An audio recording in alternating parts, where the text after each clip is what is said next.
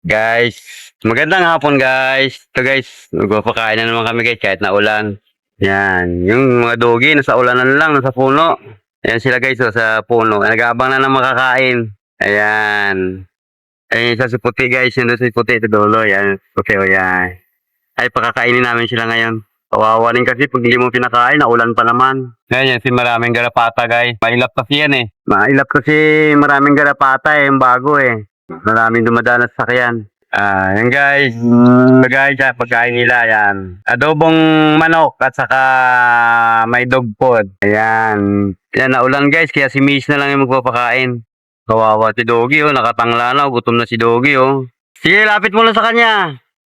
Medyo mailap to guys eh, kaya kailangan mailap talaga siya, oh. Oh, nagagalit na. Nagagalit, matapang kasi to. Siguro, sinabutahin ng owners niya to, ng may-ari, kaya ganun katapang siya. Isang linggo na namin pinapakain guys, pero matapang pa rin talaga siya. Kawawa nga oh, nasa puno lang talaga siya.